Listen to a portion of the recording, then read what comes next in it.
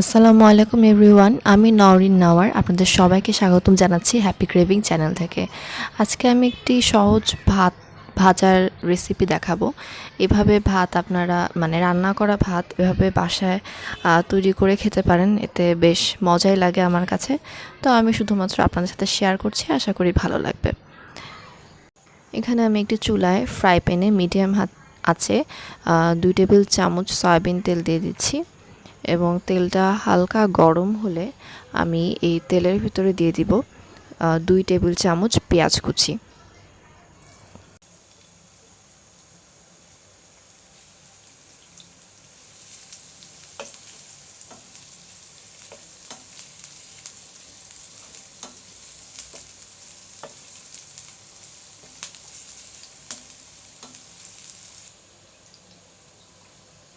পেঁয়াজটা লালচে করে ভাজা হয়ে গেলে 3টা কাঁচামরিচ দিয়ে দিচ্ছি এবং আমি এখানে এখন দিব চিংড়ি মাছ। 3-4টা চিংড়ি মাছ আমি ছোট ছোট করে কেটে তারপর দিচ্ছি। আপনারা এখানে চিংড়ি মাছের বদলে মুরগির মাংস কুচি করে দিতে পারেন অথবা স্ক্র্যাম্বল ডিম দিতে পারেন, যেটা আপনাদের ভালো লাগে।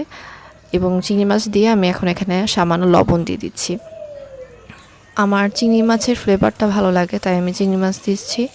আপনারা চাইলে এখানে আপনাদের পছন্দ মতো দিতে পারেন, চিংড়ি মাছ বা ডিম স্ক্র্যাম্বল করে বা মুরগির মাংস ছোট করে কেটে। এবার কিছুক্ষণ নেড়ে আমি এখানে খুবই সামান্য হলুদ গুঁড়া দিয়েছি এবং এটাকে একসাথে নেড়ে মিশিয়ে নিতে হবে। ভালো মতো নেড়ে মিশিয়ে নেওয়ার পর আমি এখানে 2 কাপের মতো আগে থেকে রান্না করা সাদা ভাত দিচ্ছি। এই ভাতটা আমার আগের দিনে রান্না করা, ফ্রিজে ছিল, আমি বাইরে বের করে নর্মাল টেম্পারেচারে এনে তারপরে আমি এখানে দিচ্ছি। ভাতটা দিয়ে ভাতের সাথে খুব ভালো মতো সব নেড়ে মিশিয়ে নিতে হবে। যেহেতু এটা চিংড়ি মাছ ছিল, চিংড়ি মাছ সিদ্ধ হতে সময় লাগে না, তাই আমি কিছুক্ষণ রেখে তারপর ভাতটা দিয়ে দিয়েছি। যদি আপনারা মুরগির মাংস দিয়ে করেন তাহলে মুরগির মাংসটাকে একটু ঢেকে সিদ্ধ করে নিয়ে তারপর ভাতটা দিতে হবে। যতখানি ভাত দিয়েছি তার সাথে স্বাদ মতো লবণ দিতে হবে। ভাতটা চুলায় আরও 8-9 মিনিট ভেজে রান্না করতে হবে, তাহলে আমার ভাত ভাজা তৈরি।